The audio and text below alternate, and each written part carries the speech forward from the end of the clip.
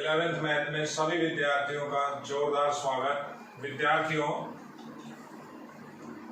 Online classes के अंदर ये 15वां वीडियो लेक्चर है। इससे पहले जितने भी वीडियो लेक्चर थे उनमें आपको बेसिक कॉन्सेप्ट बताए गए थे। गणित की जो छोटी बारीकियां होती हैं, जो छोटी चीजें होती हैं, उन्हें ही बताया था। किसी चैप्टर की हमने शुरुआत नहीं की थी। आज हम 11th क्लास के अंदर नवा चैप्टर है आपका अनुक्रम व श्रेणी, उसे स्टार्ट करेंगे। आपकी राजस्थान बोर्ड की जो बुक है उसका ये नवा चैप्टर है और ये चैप्टर बहुत इम्पोर्टेंट चैप्टर के अंदर आता है। इसके अंदर हमें क्या पढ़ना है वो जानकारी लेंगे और थ्योरी से हम इस चैप्टर को स्टार्ट करेंगे। इससे पहले कि आप वीडियो भी देख सकते हैं, वहां हमने केवल इतना सा बताया था कि जो बेसिक कॉन्सेप्ट होते हैं आपके, उनको अपन किस तरह से फॉलो करते हैं। आज हम बात कर रहे हैं चैप्टर की। तो चैप्टर है आपका अनुक्रम व श्रेणी। सबसे पहले बात करेंगे अनुक्रम की। अनुक्रम, अब अनुक्रम क्या होता है? यदि आपके पास, अनुक्रम की मैं एक छोटी परिभाषा बता रहा हूं, यदि आपके पास 3 या 3 से अधिक संख्याएं एक नियम से लिखी हुई हो तो उसे हम अनुक्रम कहते हैं। फॉर एग्जाम्पल, जैसे लिखा हुआ है 0, 1, 2, 3, 4, इन संख्याओं को हमने किसी नियम से लिखा हुआ है। 3 हो या 3 से अधिक हो, कितनी भी संख्याएं हो, अगर किसी नियम के साथ लिखी हुई है, नियम कैसा हो? कोई ना कोई विशेष नियम हो। दूसरा एग्जांपल देखिए आप, 0, 1, 4, 9, 16। देखिए आप तीसरा एग्जांपल देखिए, 0, 1, 8, 27, 64 अप टू सो ऑन। तो नियम क्या है? नियम हर बार अलग अलग होगा। अभी अनुक्रम की बात हो रही है। पहले के अंदर एक एक संख्या प्लस हो रही है। 0 में 1 जोड़ेंगे 1 हो जाएगा, 1 में 1 जोड़ेंगे 2 हो जाएगा। एक एक हम ऐड कर रहे हैं, हर बार 1 को हम प्लस कर रहे हैं।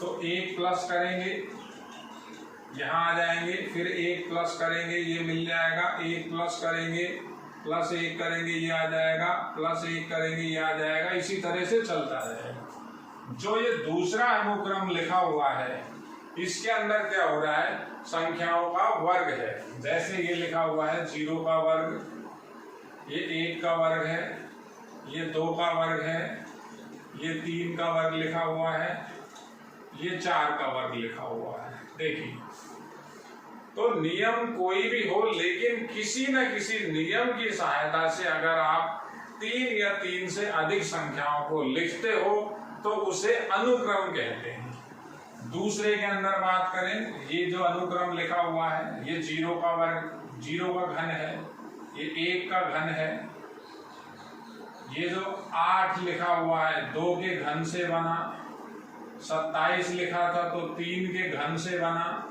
64 लिखा था तो 4 का क्यूब किया था तो 64। तो आगे हमें मालूम चल सकता है, यानी 125 यहाँ आएगा। समझिए आप। तो इन्हें हम अनुक्रम मानते हैं। अनुक्रम की सिंपल सी परिभाषा है, 3 या 3 से अधिक संख्याओं को यदि किसी विशेष नियम की सहायता से आप लिखेंगे तो वो जो सीक्वेंस बनेगी, जो वो आपका समूह बनेगा, वो अनुक्रम कहलाता है। अब अनुक्रम के अंदर हमें क्या पढ़ना है, हम उसके ऊपर आते हैं एक बार। अनुक्रम के अंदर आपने इसके प्रकार पढ़ने हैं। तो अनुक्रम मुख्यतः 3 प्रकार का होता है। यह अनुक्रम तीनों के तीनों प्रकार आपको विस्तार से पढ़ने हैं। यहाँ पहला जो प्रकार है वो आप पढ़ के आए हैं। 10th क्लास में आपने पढ़ा है समानांतर श्रेणी। अनुक्रम को आप श्रेणी भी बोल सकते हैं। थोड़ा सा हिंदी से भी आपको आगे हट के सोचना होगा। वो श्रेणी लिख रहा है, श्रेणी का मतलब होता है सीरीज, और जब श्रेणी आएगा उसको हम बोलते हैं प्रोग्रेशंस। प्रोग्रेशंस तो समानांतर श्रेणी आप पढ़ के आए हैं, जिसे आप बोलते हैं एपी, अर्थमेटिक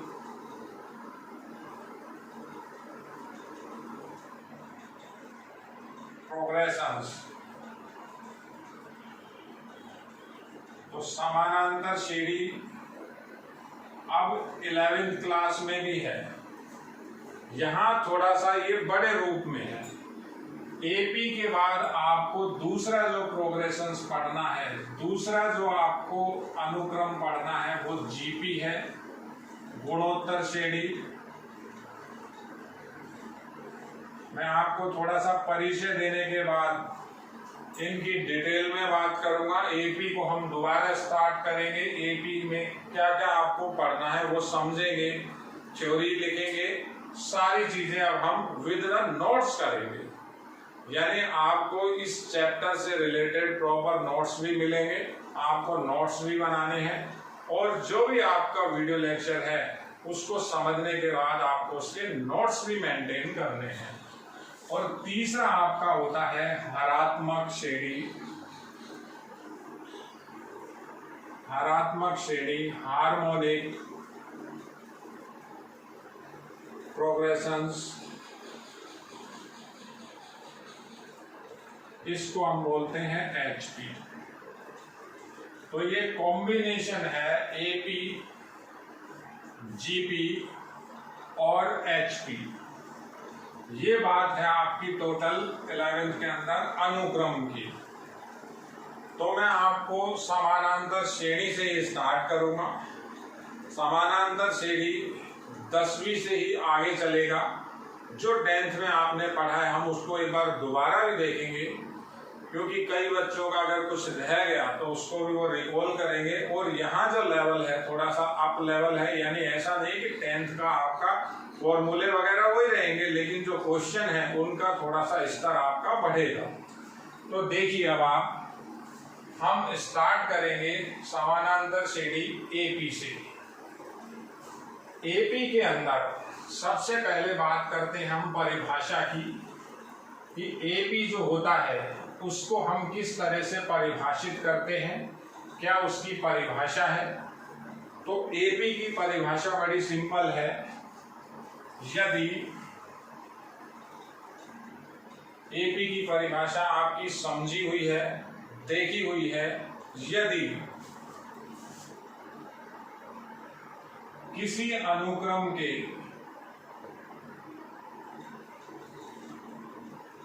प्रत्येक पद से, स्टेप से पूर्ववर्ती,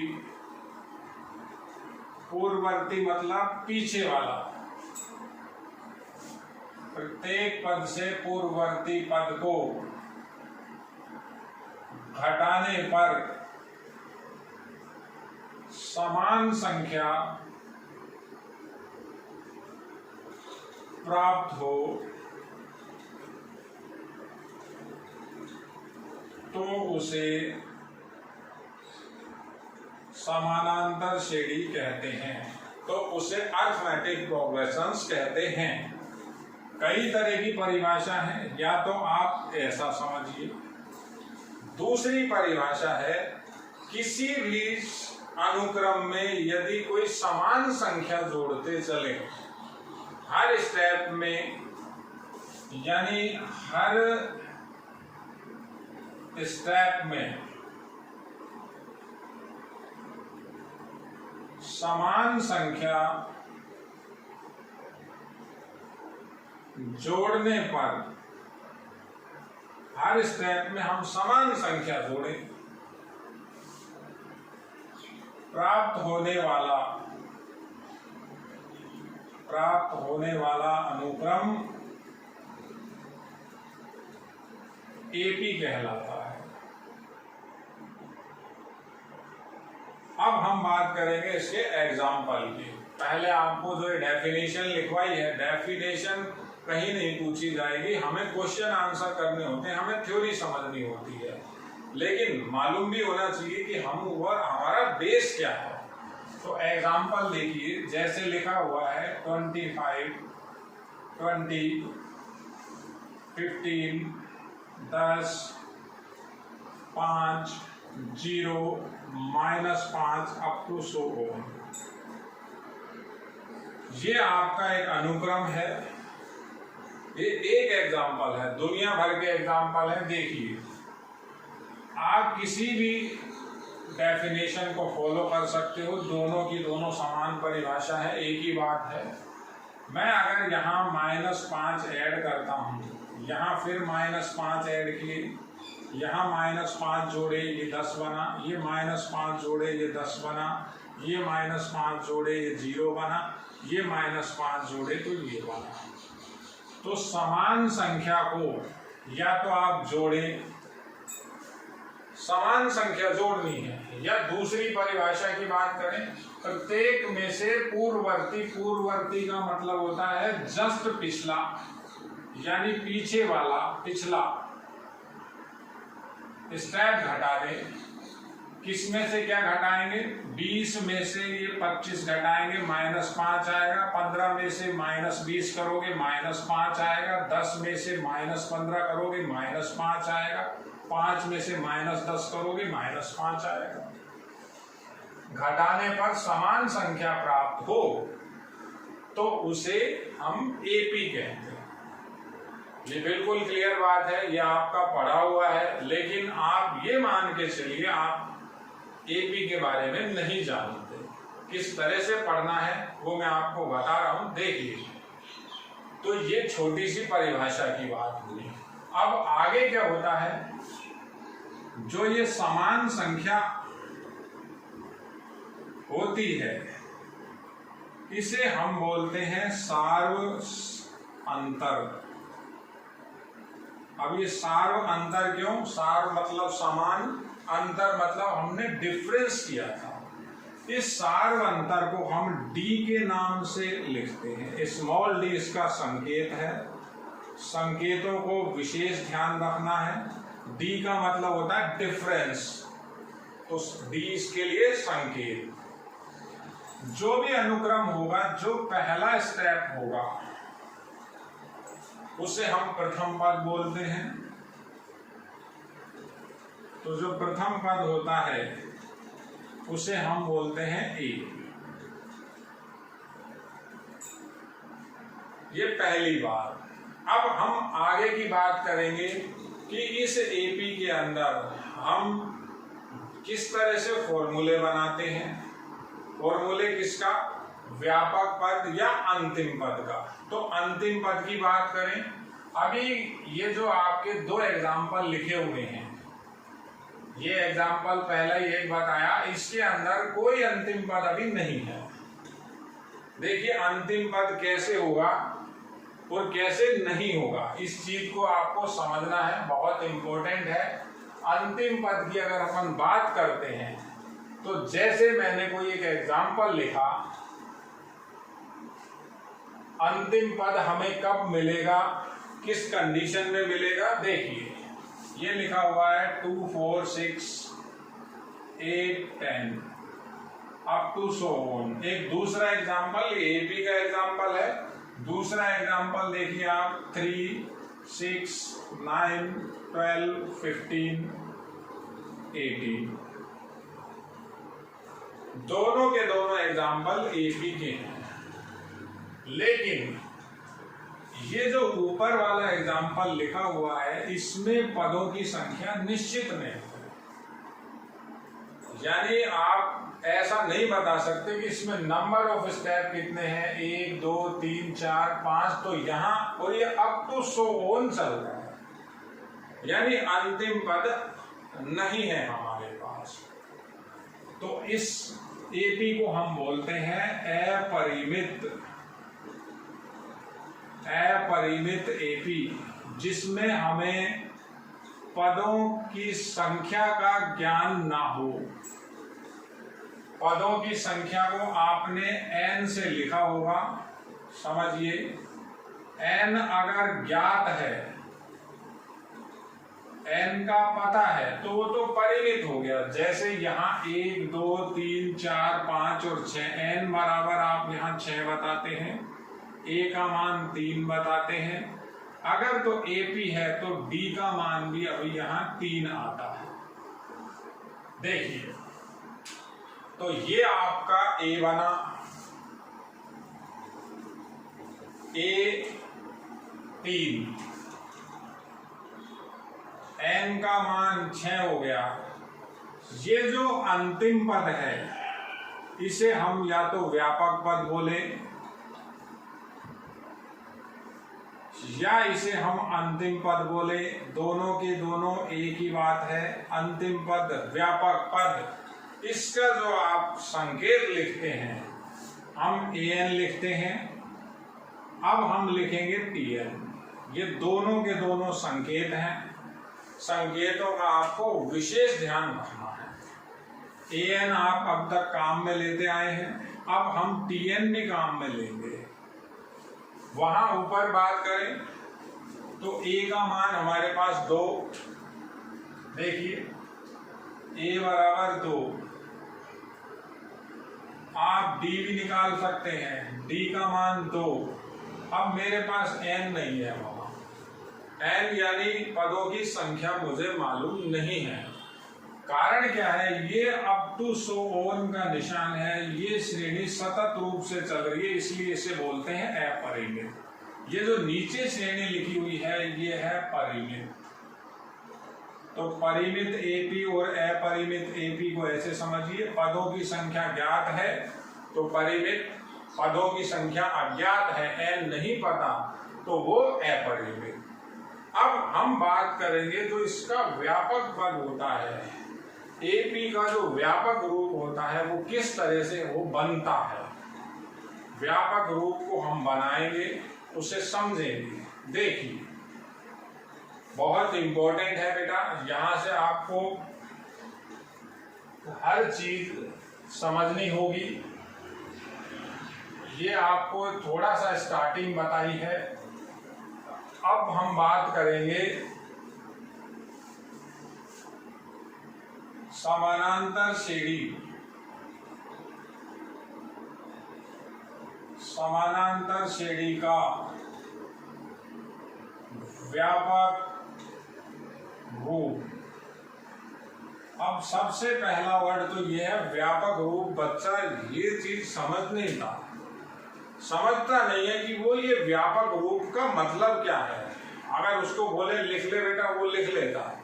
व्यापक का मतलब होता है वो उसका जो जनक है, विस्तृत रूप, ऐसा रूप जिससे हम कुछ भी बना सकते हैं, उसे हम बोलते हैं व्यापक रूप, यानी जनरेटर। जो जनक होता है हमारा, उससे हम व्यापक रूप बोलते हैं, जिसे हम बोलते हैं जनरल फॉर्म। तो व्यापक रूप कैसे समझेंगे, मैं लिख रहा हूं, माना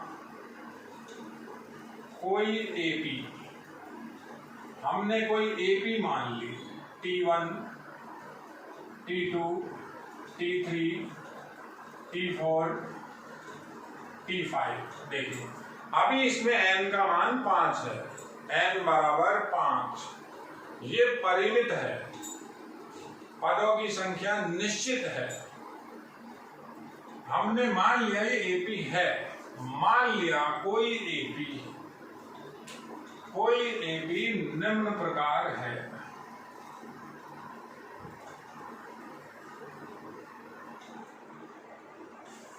मान लिया हमने कोई सा भी, आपके पास ये AP है, हम क्या पढ़ रहे हैं, AP का व्यापक रूप, जनरल फॉर्म। बहुत इंपॉर्टेंट टॉपिक है ये, समझिए। अभी परिमित हो गया, n का मान हो गया 5। अभी अगर मैंने इसको ऐसे अप टू 100 चला दिया, अब आप n का मान नहीं बता सकते। अभी मैंने लिख दिया Tn-2, फिर लिख दिया Tn-1 और अब लिख दिया Tn लास्ट में। तो अब यहां कुल पदों की संख्या n हो गई। नंबर ऑफ स्टेप कुल पदों की संख्या n हो गई। अगर ये Tn हटाता हूं, कुल पदों की संख्या n-1 है। मैंने Tn भी लिख लिया, लिख सकता हूं कुल स्टेप, टोटल स्टेप कितने हो गए इसके अंदर, n हो गए। अब अपन वापस वही बात करते हैं, इसमें हर किसी का मान रखना है, T1 का, T2 का, T3 का। तो कैसे रखेंगे देखिए, जो T1 है वो प्रथम पद है,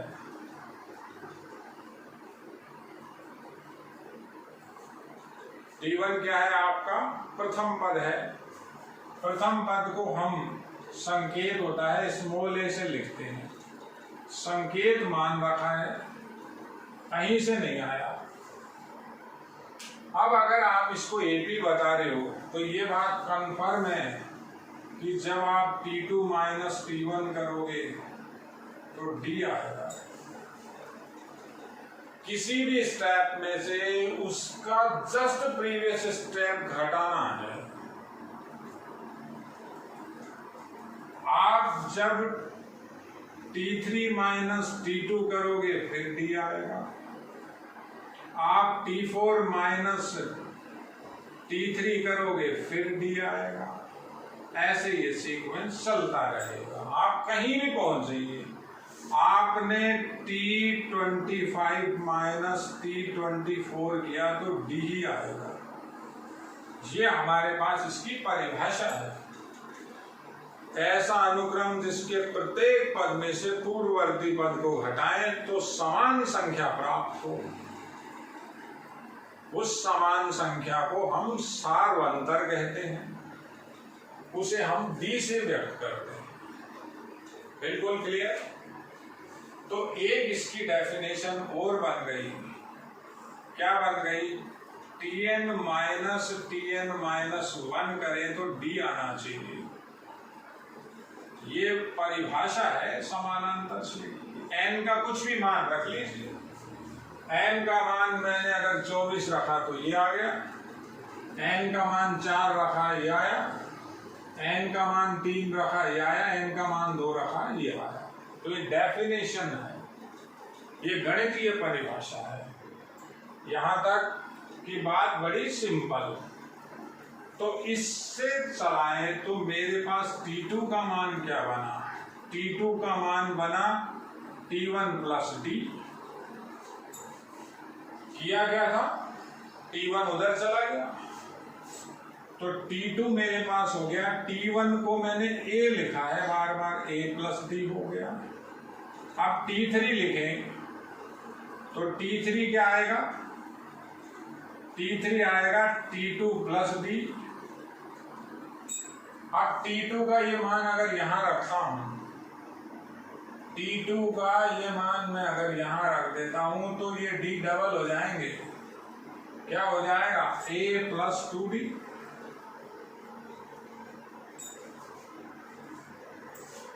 T4 इससे निकलेगा, क्या आएगा, T3 प्लस D। T3 का मान ये यहां रखें तो 2D प्लस 1D और हो जाएगा। T3 का मान ये रहा, T3 बराबर ये रहा, ये यहां रखा तो ये आया A प्लस 3D।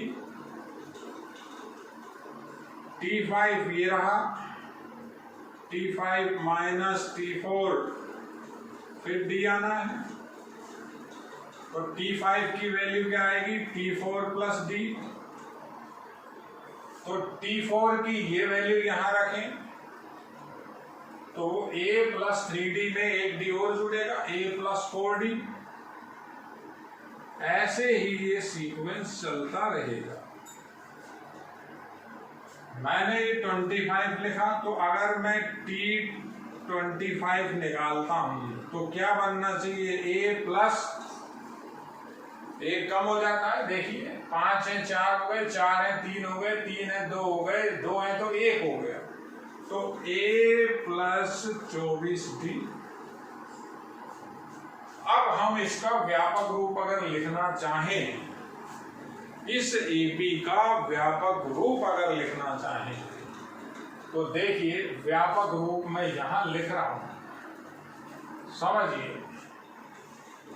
इसी एपी को व्यापक फॉर्म में अगर लिखें, ये लिखी हुई है, T1 का मान रखें, T1 का मान है A, T2 का मान A plus D, A plus 2D, किसका मान T3 का, अगला आएगा A प्लस 3D, चलता रहेगा, समझिए। अब कैसे चलेगा, परिभाषा ही लगा लीजिए, बड़ी सिंपल सी परिभाषा है। मैंने आपको बताया था, यदि किसी भी अनुक्रम में प्रत्येक पद में एक निश्चित संख्या जोड़े तो अगला पद बन जाता है। ये पहला स्टेप है T1। इसमें A जोड़ा, ये बन गया, इसमें D जोड़ा तो T2 बन गया, फिर इसमें एक D और जोड़ दो, T3 आ जाएगा, एक D और जोड़े T4 आ जाएगा। हर बार एक एक D प्लस हो रहा है। दूसरी परिभाषा घटा के देखें, कहीं से कहीं भी घटा लीजिए, ये आगे आप चलेंगे, अगला बनेगा A प्लस 4D। ये कौन सा स्टेप, पांचवा। तो अब मैं अगर घटा के देखता हूं, इसमें से ये घटाऊं T5 माइनस T4 करता हूं, तो कैसे घटाएंगे, A plus 4D minus A plus 3D, घटा तो A से A कैंसिल हो गया, 4D माइनस 3D, D बच गया। ये परिभाषा को फॉलो कर रहा है, परिभाषा लग रही है। हमने परिभाषा से व्यापक रूप बनाना है। अब कैसे समझ रहे हैं, जहां 2 है, दूसरे पद में 1D कम है, तीसरे में 2 है, चौथे में 3 है, पांचवे में 4 है, ऐसे ही अगर हम चलते रहें, हमें अगर लिखना पड़ जाए T22, तो मैं यहां लिखूंगा A plus 21D। Her bar D की पोजीशन 1 कम है। तो अब कौन बता सकता है कि अगर मुझे लिखना पड़ जाए TR अगर लिखना पड़े, तो देखिए 22 था तो 21 हो गए, 5 था तो 4, 4 था तो 3, 3 तो 2, 2 तो 1 और 1 था तो 0 है। इसे भी तो ऐसा लिख सकता हूं, A प्लस 0D। तो R है, एक और कम कर देंगे, तो यहां क्या आएगा, A plus R minus 1D। देखिए ये व्यापक रूप चल रहा है। अब हम अगर n-वां पद लिखना चाहें तो R की जगह n आ सकता है, R की जगह n आ जाएगा। ये आपका एक व्यापक पद का सूत्र बनता है, अंतिम पद बोलते हो आप जिसमें, ये तो व्यापक रूप लिखा हुआ है, व्यापक फॉर्म लिखी हुई है। अंतिम पद क्या हुआ, A plus n minus 1 into D। अब इसे आपको ऐसे याद नहीं करना जैसे आपने बेटा 10th में किया है। मैं आपको एक एग्जाम्पल दे रहा हूं, समझना आप उसको, समझना है आपको, समझने का ही काम है। 10वीं के पैटर्न से नहीं चलना। वहां आपने जिस तरह से पढ़ाई की है उससे थोड़ा सा अब आपको ऊपर चलना पड़ेगा। मेरा कहने का ये मतलब है, जो आपने 10th में किया है उसी तक सीमित अब हम नहीं है। आपने 10th में एपी पढ़ ली, अब बच्चा ये कहता है सर ये मेरा पढ़ा हुआ है, तो आपने उसको केवल अभी टच किया है, अभी आप उसकी डेप्थ में नहीं गए, अभी आप उसके जो बड़ा फील्ड है उसको आपने अभी नहीं देखा। तो हम यही देखेंगे, हमारा काम यही है। अब देखिए मैं आपको इसी पे, जैसे ऐसा लिखा हुआ है T10 T11 up to so on. Up to so on मतलब आप समझिए अगला 12 है, 13 है, 10, 11, 12, 13 ऐसे चल रहा है। यहां लिखा हुआ है TR-3, TR-2, TR-1 और TR। कह रहा है इनके मान लिखिए, इन सबके जो मान है वो बताइए किसके अंदर, समानांतर श्रेणी के अंदर। तो देखिए आपको बिल्कुल तरीके से समझ में आएगी बात, लेकिन किसी भी सूत्र को आपको रट्टा नहीं लगाना, समझने का प्रयास करोगे कुछ भी नहीं है। हम हर बार वही चीजें रखेंगे, जो प्रथम पद है मैं उसे A मानूंगा, सार्वंतर को मैं D मानूंगा। तो अगर मैं T10 लिखूं तो ऐसा लिखूंगा A प्लस 9D। ये क्लियर है ना? बिल्कुल बिल्कुल सिंपल है। T11 लिखेंगे तो लिखेंगे A प्लस 10D। अब यहां कौन बताएगा, इसकी बात बाद में कर लेंगे, पहले इसकी कर लेते हैं। इसको क्या लिखेंगे, A प्लस R-1D। तो केवल हमें क्या करना होता है, जो भी स्टेप नंबर है उसमें एक माइनस और कर लो आप। A प्लस उसको रखो और D से इंटू करो। तो ये स्टेप नंबर R-3 है। तो एक और माइनस करें, R-3 में एक और माइनस करें तो R-4 हो गया। तो इसका मान लिखें तो क्या आएगा, A प्लस R-4D। देखिए बिल्कुल सिंपल। इसकी बात करें तो ये क्या हो जाएगा, A प्लस R-3D, एक और कम हो जाता है। इसकी बात करें तो ये हो जाएगा A प्लस R-2D। देखिए बहुत इंपॉर्टेंट टॉपिक है ये, और ये आप ये मान के चलिए जो चीज आपकी 10 से 12th 11th में भी है, 10 से 11th में भी है, कई जगह 12th में भी काम में आता है। तो इसके 3 पार्ट हैं। अभी अपन पहले एपी की ही बात करेंगे। एपी के बाद इसी का दूसरा रूप है जीपी और एचपी तीसरा रूप। तो एपी कैसे बनता है, कौन सा स्टेप है, मान लेते हैं ये ऐसे ही सीक्वेंस में यहां लिखा हुआ है। अगला होगा TR+1, बिल्कुल सही है। तो इसे लिखना पड़ जाए तो क्या लिखेंगे, A प्लस RD, एक कम हो जाता है। अब मेरा दूसरा क्वेश्चन, ये जो एपी लिखा हुआ है ये परिमित है या अपरिमित है?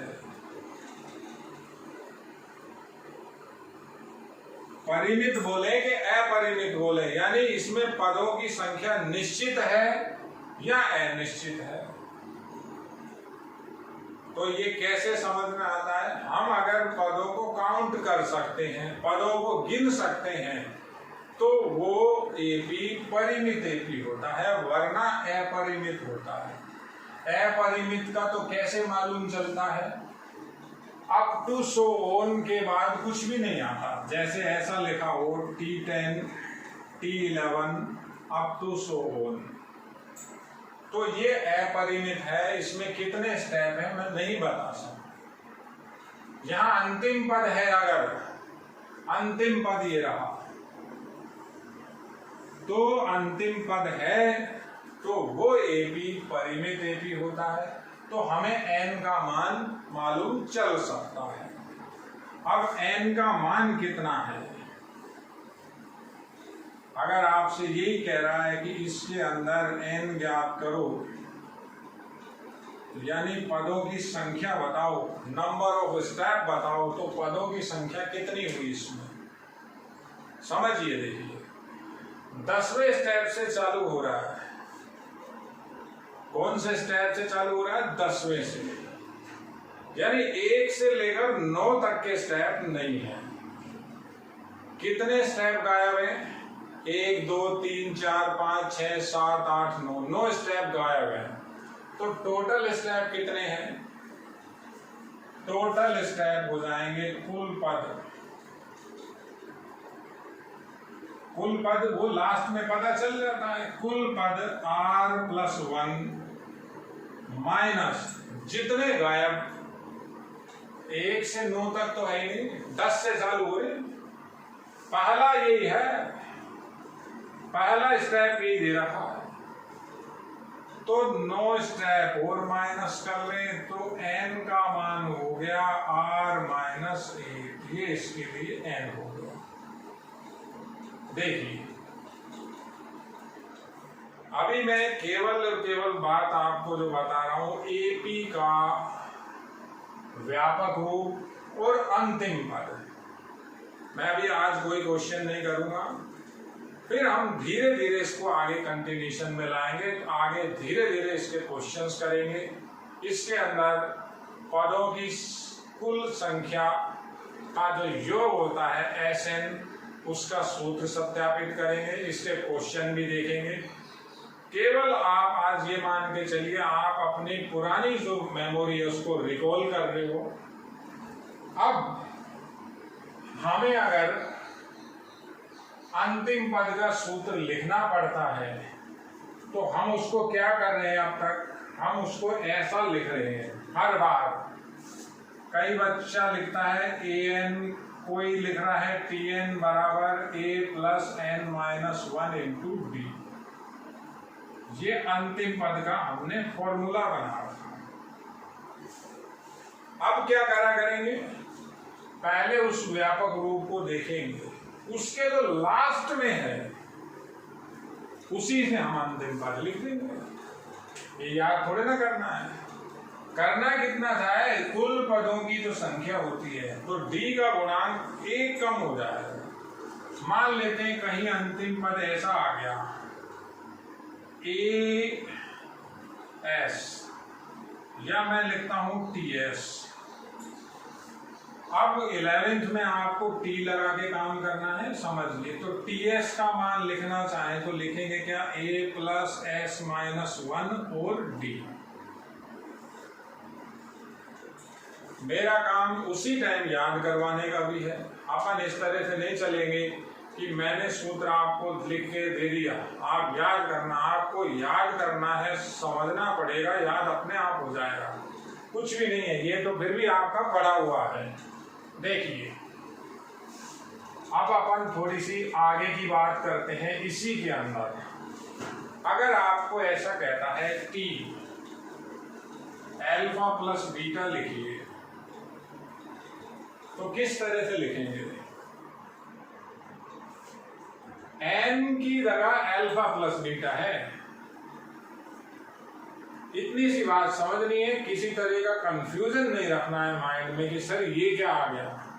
कुछ भी आ जाए, हमारे पास ये फॉर्मूला है, इस फॉर्मूले को अब आप रटने का काम नहीं करेंगे। आप ये देखिए n क्या होता है, ये सब जगह n लिखा हुआ है, 10 लिखा हुआ है, 11 लिखा हुआ है, r-3 लिखा हुआ, r-4, r-1, r+1। तो n की जगह α+β आ जाएगी। तो t α+β कैसे लिखेंगे? अभी बात केवल AP की चल रही है। तो t α+β क्या हो जाएगा? a+α+β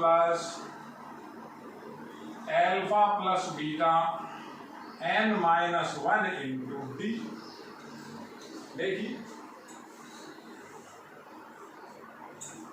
11th क्लास में आपको थोड़ा सा हर चीज को एकदम उसको लेते ही रटने का काम नहीं है, समझना सबसे पहले है। समझ में अगर आपको नहीं आ रहा तो आप उसे उतारिए मत, पूरे को समझिए, बिना समझे अपन नहीं चलेंगे। और एग्जाम्पल ले रहा हूं, देखिए ऐसा लिखा हुआ है टी, बहुत काम का है ये, sine square theta plus cos square theta, ये लिखा हुआ है। तो बराबर में क्या लिखें, ये टी एन का मान है sine square theta plus cos square theta, तो एन का मान तो 1 हो गया। इसका फॉर्मूला है तो त्रिकोणमिति लग गई, तो ये भी लगानी पड़ेगी। ये T1 लिख रहा है, अब T1 को क्या लिखूंगा, a plus n minus 1 into D, तो ये a ही आ जाएगा। देखिए बात लॉजिक की भी होती है, बात तर्क की भी होती है। अब ये कहीं आ गया तो बच्चा सोचता है पता नहीं सर क्या लिख रहा था, मेरे बात ही समझ में नहीं आई। समझिए बड़ा सिंपल काम है। Tn को समझा रहा हूं मैं, केवल आपको अंतिम पद जो समानांतर श्रेणी के अंदर होता है उसे किस तरह से हम रिप्रेजेंट करते हैं, किस तरह से हम उस अंतिम पद को हम लिखते हैं। और एग्जांपल लेते हैं, ऐसा लिखा हुआ है T alpha minus P minus Q plus 1। तो माइंड पे अपन को ऐसा जोर नहीं डालना है, हमें देखना है ये एन की वैल्यू है। हमें क्या लिखना है, a प्लस एन माइनस 1। एक कम और करें तो एक कम करेंगे तो एक कट जाएगा, क्या बनेगा, alpha minus P minus Q और डी। अब बच्चा ये कहता है सर ये एल्फा क्या है, पी क्या है, ये क्यू क्या है, हमें इससे कोई लेना देना नहीं है। तो जब क्वेश्चन आएगा तब बात करेंगे, अभी केवल हम फॉर्मूला कैसे बना रहे हैं वो मैं हम बात कर रहे हैं। देखिए एपी के अंदर ये चीजें बहुत इंपॉर्टेंट हैं। और मेन बात आपको जो मैंने फिर वही बात बता रहा हूं, अगर किसी भी एपी के अंदर अंतिम पद नहीं है तो उसको हम समझते कैसे हैं। देखिए ऐसा अगर लिखा हुआ है, मान लेते हैं ये यहां एपी चल रहा है, लास्ट में इसने इस तरह से स्टेप लगा दिया, इसको बोलते हैं अप टू सो ऑन, निरंतर जारी। तो अब आप पदों की संख्या इसमें नहीं बता सकते। कई बार बच्चा लिख देता है, कई बार ऐसा हो चुका। कैसा हो चुका, देखिए इसी पे हम डिस्कस है। आज के वीडियो पे हम यही बात कर रहे हैं। लिखा हुआ है T1, T2, T3 up to so on Tn। तो अगर मैं अब बच्चे से कहता हूं बेटा इसमें पदों की संख्या कितनी है, तो वो कहता है सर कुल पदों की संख्या n है। बिल्कुल ठीक बात, टोटल नंबर ऑफ स्टेप हो गए n, पदों की कुल संख्या n हो गई। अब अगर मैंने यहां से फिर अप टू सो ऑन कर दिया तो कोई बच्चा इस भ्रम में नहीं रहे कि सर ये गलत छप गया या ऐसा हो गया। अब हम पदों की संख्या नहीं बता सकते। नंबर ऑफ स्टेप इसमें कितने हैं हमें नहीं मालूम, वो अज्ञात है। ठीक है, ये भी आपको बात बिल्कुल क्लियर समझनी पड़ेगी। इसी को मैं अगर ऐसा लिख दूं, देखिए T1 up to so on Tk, तो अब पदों की संख्या कितनी, तो यहां कुल पद यानी n का मान k के बराबर है। कुल पद इसमें k है। अब बच्चा ये कई बार कहता है सर ये लिखे क्यों नहीं, मत लिखो आप। और 100% ये भी बात कंफर्म है कि ये जो T1 है इसके बाद T2 है, T2 के बाद T3 है, अप टू सो ऑन है, Tk है। तो Tk के पीछे Tk-1 है, Tk-1 के पीछे Tk-2 है। ये दोनों के दोनों एक ही हैं, सेम है। अब ये आपके ऊपर है, आप कैसे लिखना चाहते हैं। इसमें भी कुल पद यानी n का मान यहाँ कुल पद के, और इस नीचे वाले में भी n का मान यानी कुल पदों की संख्या के है। लिखने का तरीका है, लिख कैसे रहे हैं आपके ऊपर डिपेंड कर रहा है वो।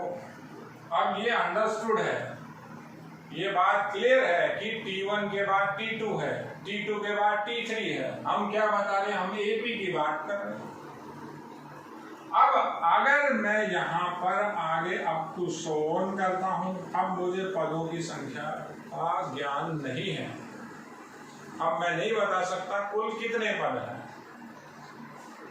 आपको पद बताने, या तो ये हटाइए, या ये चल रहा है इसके पीछे, जैसे आपने लिख दिया TL, तो अब इस श्रेणी के अंदर ये जो आपका AP है इसमें L पद है टोटल।